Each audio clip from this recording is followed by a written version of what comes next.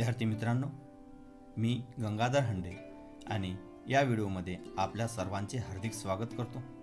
तर या व्हिडिओमार्फत आपण मराठी व्याकरण शब्दांच्या जाती याविषयी माहिती आपण या व्हिडिओमार्फत पाहणार आहोत। एकाच व्हिडिओमध्ये शब्दांच्या ज्या दोन्ही जाती आहेत, विकारी शब्द आणि अविकारी शब्द यांच्याविषयी सविस्तर माहिती, व्याख्या, उदाहरणे व प्रकार याविषयी सविस्तर माहिती या व्हिडिओमार्फत आपण पाहणार आहोत। तर शब्दांच्या मुख्य दोन जाती आहेत, त्यामध्ये पहिली विकारी शब्द तर दुसरा अविकारी शब्द। अशा प्रकारे शब्दांच्या मुख्य दोन जाती आहेत। तर सर्वप्रथम आपण विकारी शब्द कशास म्हणतात ते आपण पाहू। विकारी शब्दांची व्याख्या: जे शब्द वाक्यात उपयोगात येताना त्यांच्या रूपात बहुधा कोणत्या तरी प्रकारचा बदल होतो त्यांना विकारी शब्द असे म्हणतात। उदाहरणार्थ मनुष्य, ती, हसला इत्यादी शब्दांना आपण विकारी शब्द असे म्हणतो। त्याचबरोबर शब्दांची जी दुसरी जात आहे ती म्हणजे अविकारी शब्द। तर अविकारी शब्द कशास म्हणतात, तर ज्या शब्दांचा वाक्यात केव्हाही कोणत्याही प्रकारचा बदल न होता उपयोग होतो त्यांना अविकारी शब्द असे म्हणतात। उदाहरणार्थ हळू, तर, परंतु इत्यादी। तर शब्दांचे कार्य 8 आहेत, म्हणजे शब्दांच्या जाती 8 आहेत। शब्दांच्या मुख्य जाती 2 विकारी शब्द आणि अविकारी शब्द। तर यांच्या विकारी शब्दांच्या 4 जाती, त्यामध्ये नाम, सर्वनाम, विशेषण व क्रियापद। आणि अविकारी शब्दांच्या 4 जाती, त्यामध्ये क्रियाविशेषण अव्यय, त्यानंतर शब्दयोगी अव्यय, त्यानंतर उभयान्वयी अव्यय आणि त्यानंतर केवल प्रयोगी अव्यय। अशा प्रकारे शब्दांच्या 8 जाती आहेत। या 8 जातीविषयी माहिती आपण एकाच व्हिडिओमार्फत पाहणार आहोत।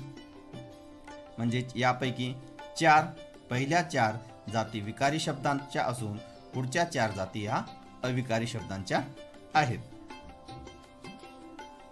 तर विकारी शब्दामध्ये नाम, सर्वनाम, विशेषण व क्रियापद। यामध्ये विकारी शब्दांच्या जाती, त्यामध्ये सर्वप्रथम आपण नाम याविषयी माहिती आपण पाहू।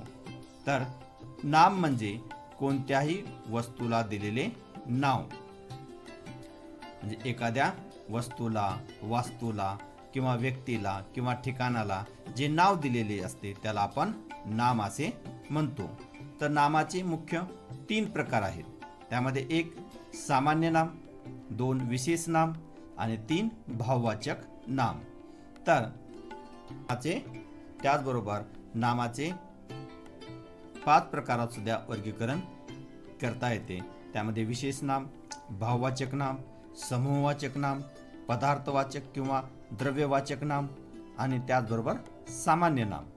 तर आपण या 3 नामांचे जे प्रकार आहेत, सामान्य नाम, विशेष नाम आणि भाववाचक नाम, यांच्याविषयी माहिती आपण पाहू। तर सामान्य नाम म्हणजे काय, तर जे नाम एकाच जातीच्या अनेक वस्तूंना लागू पडते ते सामान्य नाम होय। उदाहरणार्थ पर्वत, मुलगी, घर, शाळा, फळ, फूल, गाय, घोडा, टेबल, खुर्ची इत्यादी यास कोणते नाम म्हणतात, तर सामान्य नाम म्हणतात। नामाचा दुसरा जो प्रकार आहे तो म्हणजे विशेष नाम। तर जे नाम एकाच जातीच्या विशिष्ट व्यक्तीचा, प्राण्याचा किंवा वस्तूचा बोध करून देतो ते विशेष नाम। उदाहरणार्थ सलोख, स्नेहल, हिमालय, गंगा, कपिला इत्यादी। त्यानंतर नामाचा तिसरा जो प्रकार आहे तो म्हणजे भाववाचक नाम। तर ज्या नामामुळे प्राण्यामधील किंवा पदार्थामधील गुणांचा, भावांचा किंवा धर्माचा बोध होतो ते भाववाचक नाम होय। उदाहरणार्थ प्रामाणिकपणा, गोडी, धूर्तपणा, शौर्य, निर्भयता, करुणा इत्यादी हे भाववाचक नामाची उदाहरणे आहेत। अशा प्रकारे नाम म्हणजे काय, नामाचे प्रकार आणि उदाहरणे याविषयी माहिती आपण पाहिलेली आहे। त्यानंतर विकारी शब्दातील शब्दांची जी दुसरी जात आहे ती म्हणजे सर्वनाम। तर सर्वनाम म्हणजे काय ते आपण सर्वप्रथम पाहू. तर स्वतःचा असा काही विशेष अर्थ नसून सर्व नामाच्या बद्दल उपयोगात येणारा जो विकारी शब्द त्यास सर्वनाम असे म्हणतात. किंवा सर्वनामाची दुसरी सुद्धा व्याख्या आपणास असे म्हणता येईल की नामाच्या बदल्यात जो शब्द येतो त्यास सर्वनाम असे म्हणतात. सर्वनामाचे अर्थदृष्ट्या 6 प्रकार आहेत. त्यामध्ये अ पुरुषवाचक सर्वनाम, ब दर्शक सर्वनाम, क संबंधी सर्वनाम, ड प्रश्नार्थक सर्वनाम, ई सामान्य किंवा अनिश्चित सर्वनाम आणि फ आत्मवाचक सर्वनाम. मग सर्वप्रथम आपण अ पुरुषवाचक सर्वनाम. तर 3 प्रकार आहेत पुरुषवाचक सर्वनामामध्ये. प्रथम पुरुषवाचक सर्वनाम, द्वितीय पुरुषवाचक सर्वनाम आणि तृतीय पुरुषवाचक सर्वनाम. तर प्रथम पुरुषवाचक सर्वनाम कशाला म्हणतात, तर बोलणाऱ्या व्यक्तीने स्वतःविषयी वापरलेली सर्वनामे. बोलणाऱ्या व्यक्तीने स्वतःविषयी जी सर्वनामे वापरली जातात त्यांना प्रथम पुरुषवाचक सर्वनाम असे म्हणतात. उदाहरणार्थ मी, आम्ही, आपण, स्वतः व त्यांची विभक्ती प्रत्यय. त्याचबरोबर पुरुषवाचक सर्वनामामध्ये दुसरा जो आहे तो म्हणजे द्वितीय पुरुषवाचक सर्वनाम. याची व्याख्या आपणास अशी म्हणता येईल की बोलणारी व्यक्ती ज्यांच्याशी बोलते त्यांच्याविषयी विचारलेले सर्वनाम. उदाहरणार्थ तू, तुम्ही, आपण, स्वतः यांची विभक्ती प्रत्यय. त्यानंतर तिसरा जो आहे तो म्हणजे तृतीय पुरुषवाचक सर्वनाम. यामध्ये बोलणारी व्यक्ती ज्यांच्याविषयी बोलते त्यांच्याविषयी वापरलेली सर्वनामे. उदाहरणार्थ तो, ती, ते, त्या, ती व त्यांची विभक्ती प्रत्यय. सर्वनामाचा दुसरा जो प्रकार आहे तो म्हणजे दर्शक सर्वनाम. याची व्याख्या विशेषतः वस्तू जवळ असल्यास लिंगभेदाप्रमाणे हा, ही, हे, ह्या ही सर्वनामे वापरतो, पण वस्तू दूर असल्यास तो, ती, ते, त्या ही सर्वनामे आपण वापरतो. ही सर्वनामे वापरताना आपण ते पदार्थ दर्शवितो किंवा दाखवितो म्हणून त्यास दर्शक सर्वनाम असे म्हणतात. त्यानंतर सर्वनामाचा पुढील जो भेद आहे तो म्हणजे प्रकार आहे तो म्हणजे संबंधी सर्वनाम. तर जो, जी, जे, ज्या या सर्वनामांचा संबंध त्यांच्या त्याच वाक्यात पुढे येणाऱ्या तो, ती, ते, त्या या दर्शक सर्वनामाशी असतो म्हणून जो, जी, जे, ज्या या सर्वनामांना संबंधी सर्वनाम असे म्हणतात. उदाहरण पाहू आपण की जो अभ्यास करतो तो परीक्षेत पास होतो. या ठिकाणी जो, तो हे संबंधी सर्वनाम. त्यानंतर दुसरा आहे जे चकाकते ते सारे सोने नसते. जे, ते. त्यानंतर जी कविता लिहिते ती कवयित्री होते. अशा प्रकारे संबंधी सर्वनाम जी आणि ती. त्यानंतर सर्वनामाचा पुढील जो प्रकार आहे तो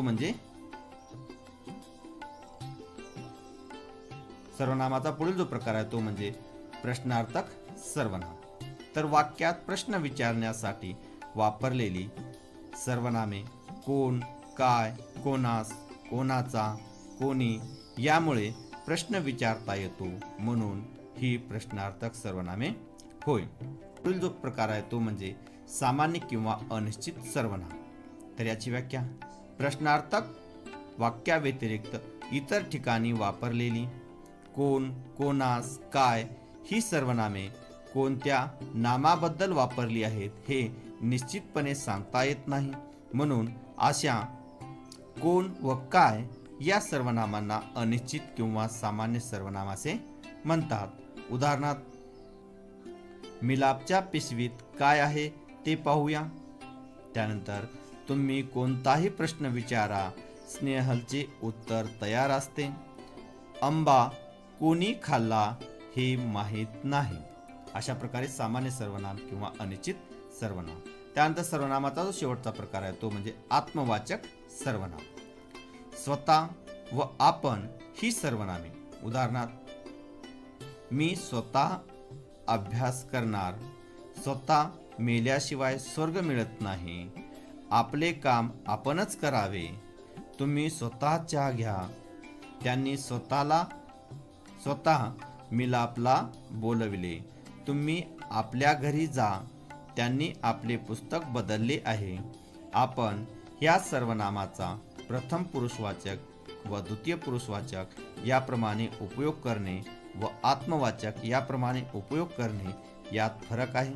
जेव्हा ते आम्ही किंवा तुम्ही या अर्थाने येते तेव्हा ते अनुक्रमे प्रथम व द्वितीय पुरुषवाचक असते व स्वतः या अर्थाने येते तेव्हा ते आत्मवाचक असते. नंतर विकारी शब्दातील पुढील जो शब्द आहे तो म्हणजे विशेषण. तर विशेषणाची व्याख्या आपणास अशी म्हणता येईल की नामाबद्दल विशेष माहिती सांगणारा शब्द म्हणजे नामाचा कोणत्या तरी प्रकारचा गुण किंवा वैशिष्ट्य दाखविणारा जो विकारी शब्द त्याला विशेषण असे म्हणतात. विशेषण ही कशाचीही नावे नसतात. विशेषण एकाकी कधीही येऊ शकत नाही. कधी नाम नसताना विशेषण एकाकी येते तेव्हा तेच नाम होते. विशेषण हे नामाला जोडून नामाच्या आधी येते. उदाहरणार्थ गरीबास श्रीमंत व्हावेसे वाटते. येथे गरीब हा शब्द नामाप्रमाणे उपयोगात आलेला आहे म्हणून ते विशेषण नसून नामच आहे. विशेषणाचे 4 प्रकार आहेत. त्यामध्ये 1 गुणवाचक विशेषण, 2 संख्यावाचक विशेषण, 3 सार्वनामिक विशेषण आणि 4 धातुसाधित विशेषण. त्यामध्ये पहिला जो आहे तो म्हणजे गुणवाचक विशेषण. नामाचे गुण किंवा विशेष दाखवणाऱ्या अशा विशेषणास गुणवाचक विशेषण असे म्हणतात. उदाहरणार्थ चांगला मुलगा, पांढरी टोपी, कडू कारले, पिवळी केळी. चांगला, पांढरी, कडू, पिवळी ही विशेषणे त्याच्या पुढे येणारी नामे कशा प्रकारची आहेत हे सांगतात म्हणून यांना गुणवाचक विशेषण असे म्हणतात. त्यानंतर विशेषणाचा दुसरा जो प्रकार आहे तो म्हणजे संख्यावाचक विशेषण. हे विशेषणे नामाची संख्या दर्शवितात. मध्ये 3 प्रकार आहेत. 1 गणनावाचक संख्या विशेषण, 2 क्रमवाचक संख्या विशेषण आणि 3 आवृत्तीवाचक संख्या विशेषण. त्यामध्ये गणवाचक संख्या विशेषण कशास म्हणतात ते आपण पाहू. काही गणवाचक संख्या विशेषण निश्चित संख्या, अनिश्चित संख्या किंवा परिणामही दर्शवितात. उदाहरणार्थ 20 मुले, 25 पुस्तके, 10 फळे, 5 पाने. यात 20, 25, 10, 5 ही निश्चित संख्या होय. काही मुले, थोडे तांदूळ, पुष्कळ मुंग्या. यात थोडी, पुष्कळ ही अनिश्चित संख्या होय. त्यानंतर दुसरा जो आहे क्रमवाचक संख्या विशेषण. यात वस्तूचा क्रम दाखविला जातो. उदाहरणार्थ पहिला क्रमांक, चौथा मुलगा, 8वा भाग. यात पहिला, चौथा, 8वा हे क्रमवाचक विशेषण. त्यानंतर तिसरा जो आहे तो म्हणजे आवृत्तीवाचक संख्या विशेषण. या संख्येची किती आवृत्ती झाली हे कळते. उदाहरणार्थ दुप्पट मोठा, तिप्पट उंची, 10पट पुस्तके. यात दुप्पट, तिप्पट, 10पट ही आवृत्ती संख्या विशेषणे होय. प्रकार आहे सार्वनामिक विशेषण. तर यामध्ये सर्वनामापुढे त्याची नामे लगेच आलेली असतात अशी ही सर्वनामे विशेषण होतात. सर्वनामापासून बनलेल्या अशा विशेषणांना सार्वनामिक विशेषण असे म्हणतात. उदाहरणार्थ हा कागद, ते फळ, ती चिमणी. यात हा, ते, ती ही सर्वनामे वाटतील परंतु ती या ठिकाणी कागद, फळ, चिमणी या नामांची विशेषणे म्हणून आलेली आहेत. सर्वनाम नामाबद्दल वापरतात. इथे ती नामाबरोबर आहेत हे ध्यानात घ्यावे. त्यानंतर विशेषणाचा पुढील जो प्रकार आहे तो म्हणजे धातू साधित विशेषण. यामध्ये धातूपासून कृदंत रूपे बनतात. काही कृदंत रूपांचा वाक्यात विशेषणासारखा उपयोग होतो, त्यांना धातू साधित विशेषण असे म्हणतात. कोकिळा गात आहे, या ठिकाणी गाणे. बोलका, चालत, गात ही धातू साधित विशेषणे होय. तर आता आपण पाहू शब्दांच्या जाती, क्रियापद याविषयी सविस्तर माहिती आपण पाहू. तर क्रियापद म्हणजे काय? तर क्रियावाचक शब्दाने वाक्याचा अर्थ पूर्ण होतो. क्रियेचा काळ आणि विशेष अर्थ यांचा पूर्ण बोध होतो. तसेच ह्या क्रियावाचक शब्दामुळे वाक्य पुरी होतात, म्हणून ह्या विकारी शब्दांना क्रियापद असे म्हणतात. उदाहरणार्थ चालणे, खेळणे हे जे शब्द आहेत ही क्रियापद शब्द म्हणून ओळखली जातात. तर क्रियापदाचे एकूण प्रकार आपण पाहू. तर क्रियापदाचे एकूण 6 प्रकार आहेत. त्यामध्ये अ सकर्मक क्रियापद, ब अकर्मक क्रियापद, क संयुक्त क्रियापद, ड सहाय्यक क्रियापद, ई प्रयोजक क्रियापद आणि क्रियापदाचा जो शेवटचा जो प्रकार आहे तो म्हणजे शक्य क्रियापद. अशा प्रकारे क्रियापदाचे एकूण 6 प्रकार आहेत. या 6 प्रकाराविषयी सविस्तर माहिती आपण पाहू. त्यामध्ये अ जो आहे तो म्हणजे सकर्मक क्रियापद. तर सकर्मक क्रियापदाची व्याख्या आपणास अशी म्हणता येईल की ज्या क्रियापदाचा अर्थ पूर्ण होण्यास कर्माची जरुरी म्हणजे आवश्यकता असते त्यास सकर्मक क्रियापद असे म्हणतात. एक आपण उदाहरण पाहू. उदाहरणार्थ रामू भाजी विकतो. विकणारा कोण? रामू, म्हणून रामू हा कर्ता झाला. त्यानंतर विकण्याची क्रिया कोणावर घडते? तर ती विकण्याची क्रिया भाजी या शब्दावर, म्हणून भाजी हे कर्म. रामू विकतो या वाक्याचा अर्थ पूर्ण होत नाही, त्याला पूर्ण होण्यास भाजी या कर्माची जरुरी म्हणजेच आवश्यकता आहे, म्हणून विकतो हे सकर्मक क्रियापद आहे. सकर्मक क्रियापदाची आणखीन काही उदाहरणे आपण पाहू. त्यामध्ये मिलाप चित्र काढतो, सलोक अभ्यास करतो, स्नेहल कविता रचते. वरील तिन्ही वाक्यात अनुक्रमे चित्र, अभ्यास, कविता ही कर्मे असल्यामुळे काढतो, करतो व रचतो ही सकर्मक क्रियापदे होय. त्यानंतर क्रियापदाचा पुढील जो प्रकार आहे तो म्हणजे अकर्मक क्रियापद. मग अकर्मक क्रियापदाची व्याख्या आपणास अशी म्हणता येईल की ज्या क्रियापदाचा अर्थ पूर्ण होण्यास कर्माची जरुरी नसते त्यास अकर्मक क्रियापद असे म्हणतात. उदाहरणार्थ कावळा ओरडतो, नेहा झोपते, स्नेहा खेळते. वरील वाक्यात ओरडतो कोण? कावळा, म्हणून कावळा कर्ता, कर्म नाही. त्याचबरोबर पुढील वाक्यात झोपते कोण? नेहा, म्हणून नेहा हा कर्ता, कर्म आहे का? कर्म नाही. व खेळते कोण? स्नेहा, म्हणून स्नेहा कर्ता, स्नेहा ही कर्म नाही. वरील वाक्यातील ओरडतो, झोपतो, खेळतो ही अकर्मक क्रियापदे आहेत. यातील ओरडण्याची, झोपण्याची व खेळण्याची क्रिया दुसऱ्या कोणावरही घडत नाही. या क्रियापदांना कर्माची जरुरी नसते, म्हणून या क्रियापदांना अकर्मक क्रियापदे असे म्हणतात.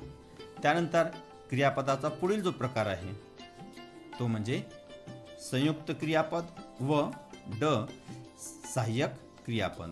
क संयुक्त क्रियापद आणि ड सहाय्यक क्रियापद. तर दोन्ही आपण एकाच वेळेस पाहणार आहोत. तर कधी कधी क्रियेचा अर्थ पूर्ण करण्यासाठी मुख्य क्रिया दर्शविणाऱ्या रूपाला जोडून दुसऱ्या क्रियापदाचा उपयोग करावा लागतो. या दोन्ही क्रियापदाच्या संयोगाने जे क्रियापद तयार होते त्याला संयुक्त क्रियापद असे म्हणतात. म्हणजे कधी कधी क्रियेचा अर्थ पूर्ण करण्यासाठी, क्रियेचा अर्थ जो आहे तो अर्थ पूर्ण करण्यासाठी मुख्य क्रिया दर्शविणाऱ्या रूपाला, मुख्य क्रिया जी दर्शविणारं रूप आहे त्या रूपाला जोडून दुसऱ्या क्रियापदाचा उपयोग करावा लागतो. या दोन्ही क्रियापदाच्या संयोगाने जे क्रियापद तयार होते त्याला संयुक्त क्रियापद असे म्हणतात. तसेच त्या मुख्य क्रिया दर्शविणाऱ्या रूपाला जोडून जे दुसरे क्रियापद येते त्याला सहाय्यक क्रियापद असे किंवा सहाय्यकारी क्रियापद असे म्हणतात. सहाय्यक क्रियापद किंवा सहाय्यकारी क्रियापद असे म्हणतात. एक उदाहरण पाहू आपण. म्हणजे मुख्य क्रिया दर्शविणारे रूप अधिक सहाय्यक क्रियापद बरोबर संयुक्त क्रियापद. उदाहरणार्थ, कावळा झाडावर ओरडत आहे.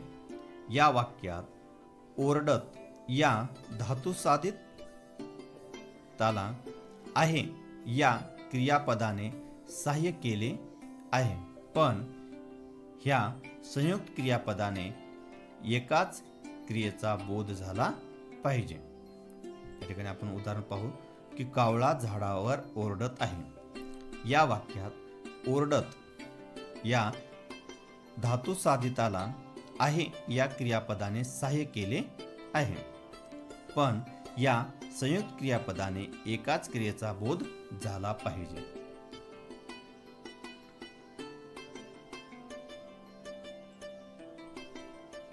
त्याचबरोबर कृदंत, मुख्य धातूचे रूप अपूर्ण क्रिया दर्शक म्हणजेच धातुसाधित असून सहाय्यक धातूचे रूप मात्र पूर्ण क्रियादर्शक म्हणजेच क्रियापद असते. या दोन्हीमुळे संयुक्त क्रियापद होते. उदाहरणार्थ, नेहा गात आहे. उदाहरणार्थ, नेहा गात आहे. या वाक्यात गात हे क्रियापद नव्हे, गा या धातूला त हा प्रत्यय लागून गात असा क्रियावाचक शब्द तयार झालेला आहे, पण या गात शब्दाने वाक्याचा अर्थ पूर्ण होत नाही, म्हणून हा शब्द क्रियापद नाही. या धातूला प्रत्यय लागून क्रिया अपुरी दाखविण्याच्या शब्दाला धातुसाधित किंवा कृदंत असे म्हणतात. गा या धातूपासून गात, गाताना, गाता, गाऊ, गाणारा ही धातुसाधित रूपे तयार होतात. त्यानंतर क्रियापदाचा पुढील जो प्रकार आहे तो म्हणजे प्रयोजक क्रियापद. मग प्रयोजक क्रियापद म्हणजे काय? तर जेव्हा कोणीतरी एखादी क्रिया दुसऱ्याकडून करवितो, कोणीतरी एखादी क्रिया दुसऱ्याकडून करवितो तेव्हा ती क्रिया दाखविणारे क्रियापद हे प्रयोजक क्रियापद असते. उदाहरणार्थ, नेहा बहिणीला हसविते. या वाक्यात नेहा स्वतः हसत नसून हसण्याची क्रिया बहिणीकडून करविते. तसेच पाडतो, रडवितो, आणवितो, करवितो ही प्रयोजक क्रियापदे होय. त्यानंतर क्रियापदाचा शेवटचा जो प्रकार आहे तो म्हणजे शक्य क्रियापद. यामध्ये जेव्हा एखाद्या क्रियापदावरून कर्त्याला ती क्रिया करण्याची शक्ती किंवा सामर्थ्य आहे असा बोध होतो, अशा क्रियापदांना शक्य क्रियापदे म्हणतात. म्हणजे जेव्हा एखाद्या क्रियापदावरून कर्त्याला ती क्रिया करण्याची शक्ती किंवा सामर्थ्य आहे असा बोध होतो त्या क्रियापदांना शक्य क्रियापद असे म्हणतात. उदाहरण पाहू. त्याला आता खूप चालवते.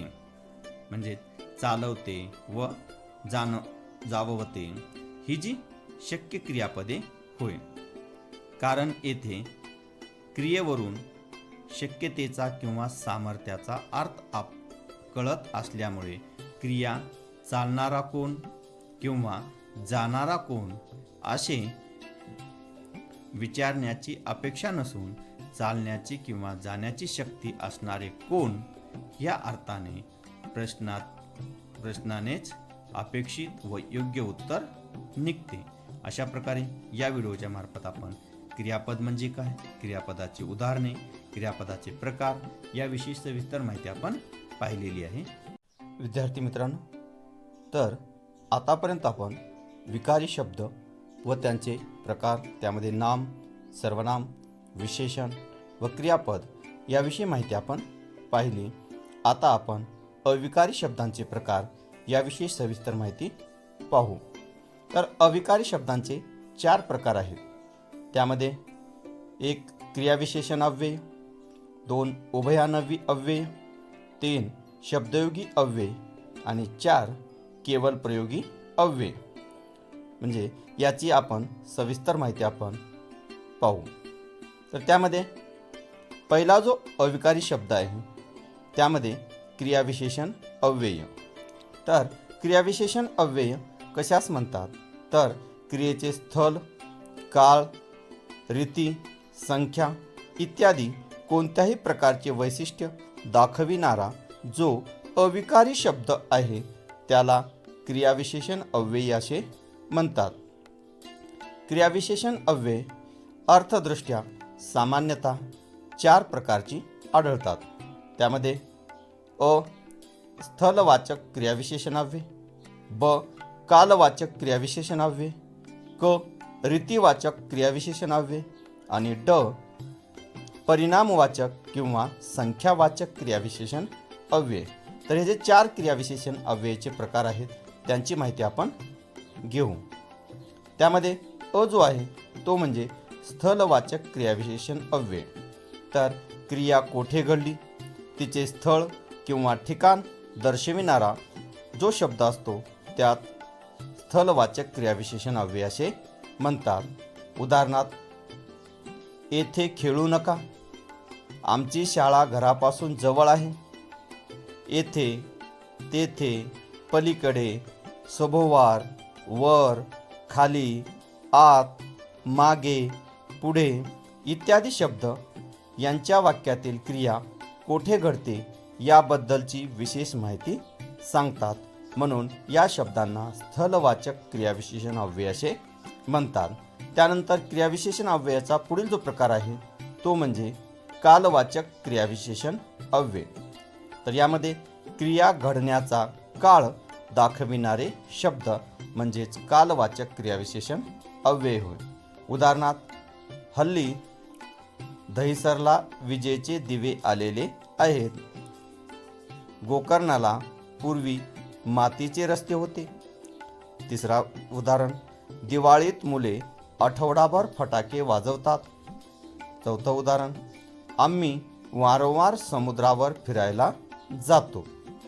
यामध्ये केव्हा हा प्रश्न क्रियापदास विचारल्यास आज, उद्या, यंदा, जेव्हा, महिनाभर, त्यानंतर वारंवार, आता, पूर्वी, मागे, सकाळी, रात्री, नेहमी, पुन्हा, दररोज, त्याचबरोबर वेळोवेळी, क्षणोक्षणी इत्यादी उत्तरे मिळू शकतात.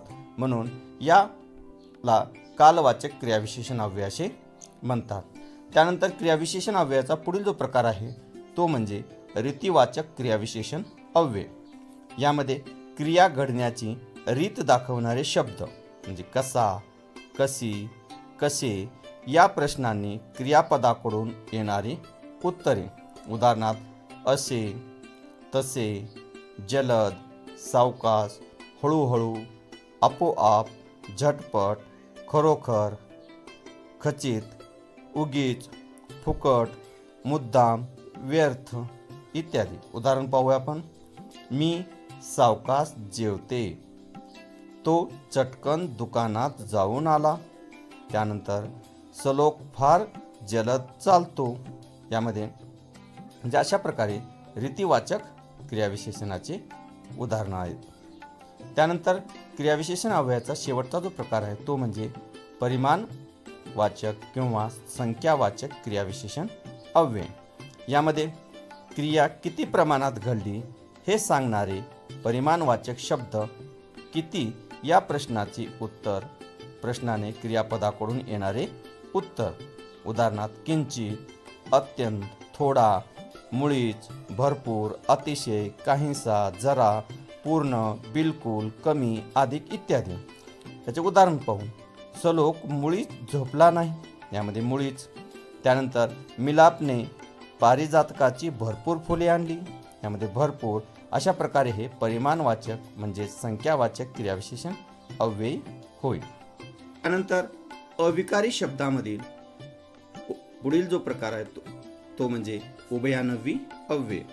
तर उभयान्वयी अव्यय म्हणजे काय, तर दोन शब्द किंवा दोन वाक्य यांना केवळ जोडण्याचे काम करणाऱ्या अविकारी शब्दांना उभयान्वयी अव्यय असे म्हणतात. ही अव्यय दोन वाक्य जोडण्याचे कार्य करतात. उदाहरणार्थ त्यासाठी, आणि, व, शिवाय, अन, परंतु, पण, अथवा, किंवा, वा, म्हणून, कारण, की, म्हणजे, जर, तर, तरी, यासाठी या शब्दांना उभयान्वयी अव्यय असे म्हणतात.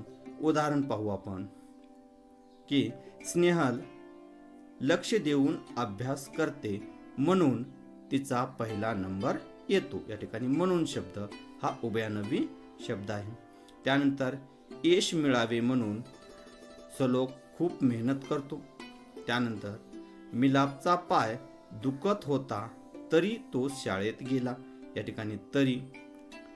त्यानंतर कोमल आणि शिल्पा एकाच वयाच्या आहेत, या ठिकाणी आणि हा जो शब्द आहे हा शब्द उभयान्वयी अव्यय आहे. त्यानंतर अविकारी शब्दातील पुढील जो प्रकार आहे तो म्हणजे शब्दयोगी अव्यय. तर शब्दयोगी अव्यय नाम किंवा दुसरा एखादा अविकारी शब्द ज्याला जोडून येईल त्याचा वाक्यातील इतर शब्दाशी संबंध दाखविणाऱ्या अविकारी शब्दाला शब्दयोगी अव्यय असे म्हणतात. नाम किंवा दुसरा एखादा विकारी शब्द, नाम किंवा दुसरा एखादा विकारी शब्द त्याला जोडून येऊन त्याचा वाक्यातील इतर शब्दांशी संबंध दाखवणारा जो अविकारी शब्द असतो त्याला शब्दयोगी अव्यय असे म्हणतात. उदाहरणार्थ मनुष्य हा पैशापेक्षा गुणाने अधिक श्रीमंत असला पाहिजे. त्याचबरोबर विद्यार्थ्यांनी शिक्षक काय सांगतात ह्याकडे अधिक लक्ष द्यावे. पावलावर, घरावर, झाडापुढे, येईपर्यंत, केल्यामुळे इत्यादी शब्दयोगी अव्ययाचे उदाहरणे आहेत. या ठिकाणी विद्यार्थ्यांसाठी एक सूचना आहे. काही स्थलवाचक व कालवाचक अव्यय क्रियाविशेषण अव्ययही असतात व शब्दयोगी अव्ययही असतात. ज्यावेळी ती नामापुढे त्यास जोडून येतात. हा मुद्दा महत्वाचा आहे की काही शब्द स्थलवाचक, कालवाचक क्रियाविशेषण अव्यय पण असतात आणि शब्दयोगी अव्यय पण असतात. मग यातील फरक काय, तर ज्यावेळी ते नामापुढे जोडून येतात तेव्हा ते शब्दयोगी अव्यय असतात आणि जेव्हा ती स्वतंत्र असून कशाशी जोडले न जाता क्रियेचा गुण दाखवतात तेव्हा ते क्रियाविशेषण अव्यय असे म्हणतात. काही उदाहरणामार्फत आपण पाहू. आता या ठिकाणी तो झाडावर आहे, या ठिकाणी वर हा जो शब्द आहे योगी अव्यय आहे. हा शब्द या ठिकाणी तो हात वर करतो, या ठिकाणी वर हा जो शब्द आहे या ठिकाणी क्रियाविशेषण अव्यय आहे कारण हा वेगळा आलेला आहे.